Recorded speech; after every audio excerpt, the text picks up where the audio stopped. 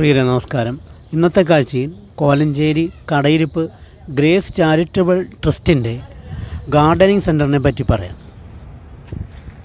ഒരു ചികിത്സാ സെൻറ്റർ എന്ന നിലയ്ക്ക് ഇവിടെ ധാരാളം സ്ഥാപനങ്ങളില്ലെങ്കിലും മനുഷ്യനും പ്രകൃതിയും തമ്മിലുള്ള ബന്ധം തുടങ്ങിയ കാലം മുതൽ ഹോർട്ടിക്കൾച്ചർ തെറാപ്പി അല്ലെങ്കിൽ ഗാർഡനിങ് തെറാപ്പിയുടെ പ്രാധാന്യം മനുഷ്യൻ അനുഭവിച്ചു പോരുന്നുണ്ട്.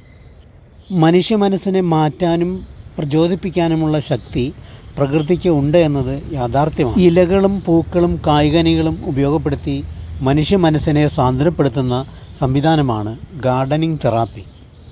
കുട്ടികൾ, യുവതീ യുവാക്കൾ, മധ്യവയസ്കർ, വൃദ്ധർ, ശാരീരിക മാനസിക ഭിന്നശേഷിപ്പെട്ടവർ എന്നുവേണ്ട എല്ലാത്തരം ആളുകൾക്കും ഇതിൻ്റെ ഗുണഭോക്താക്കളാകാം.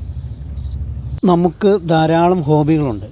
കായിക വിനോദങ്ങൾ, കലാവിനോദങ്ങൾ, സാഹിത്യം, വായന, സൗഹൃദം എന്നിങ്ങനെ ധാരാളം മേഖലകളുണ്ട്. മൃഗപരിപാലനവും കൃഷിയും അങ്ങനെ തന്നെ.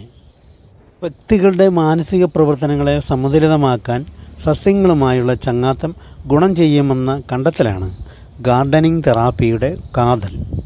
സസ്യങ്ങളെയും ചെടികളെയും പ്രത്യേക രീതിയിൽ ക്രമീകരിച്ച് വളർത്തിയെടുക്കുന്നതും ഗുണം ചെയ്യും. വൃദ്ധർ, രോഗികൾ, മാനസിക വെല്ലുവിളി നേരിടുന്നവർക്കൊക്കെ ഗാർഡനിങ് തെറാപ്പി കൊണ്ട് ഗുണകരമായ മാറ്റം ഉണ്ടായിട്ടുണ്ട്. അഗ്രികൾച്ചറൽ ഫാമുകൾ സന്ദർശിക്കുന്നതും സമാനമായ പ്രവൃത്തിയാണ്. കേരളത്തിലുടനീളം ധാരാളം അഗ്രി ഫാമുകളുണ്ട്. എന്നാൽ ഇതിൽ നിന്നൊക്കെ വ്യത്യസ്തമായ ഒരു പ്രവർത്തനമാണ് കോലഞ്ചേരിയിലെ ഏതൻസ് അഗ്രി ഫാമിൻ്റെ ഭാഗമായ ഗ്രേസ് ഗാർഡനിങ് തെറാപ്പി സെൻറ്ററിൽ നടക്കുന്നത്. കോലഞ്ചേരിയിൽ നിന്നും പട്ടിമറ്റം പെരുമ്പാവൂർ റൂട്ടിൽ കടയിരിപ്പ് സിന്തൈറ്റ് കമ്പനി ജംഗ്ഷൻ കഴിഞ്ഞ് 100 മീറ്റർ മുന്നോട്ട് പോയി വലതുവശത്തൊരു കമ്മ്യൂണിറ്റി ഹാളിനോട് ചേർന്നാണ് ഏദൻ തോട്ടം സ്ഥിതി ചെയ്യുന്നത്. ഇക്കരനാട് പഞ്ചായത്തിലെ 60 വയസ്സ് കഴിഞ്ഞ സീനിയർ സിറ്റിസൺസാണ് ഇവിടുത്തെ അംഗങ്ങൾ. അവർ അവിടെ എത്തി കൃഷി ചെയ്യുന്നു, പരിപാലിക്കുന്നു, വിളവെടുക്കുന്നു. എന്തായാലും കൃഷിയെ ഒരു ചികിത്സാ പദ്ധതിയായി ക്രമപ്പെടുത്തിയിട്ടുള്ളത് കൗതുകകരമാണ്. ഇവിടുത്തെ കൂടുതൽ വിശേഷങ്ങൾ പിന്നീട് പങ്കുവെക്കാം. ഇനി മറ്റൊരു കാഴ്ചയുമായി വരും വരേക്കും എല്ലാവർക്കും നന്ദി, നമസ്കാരം.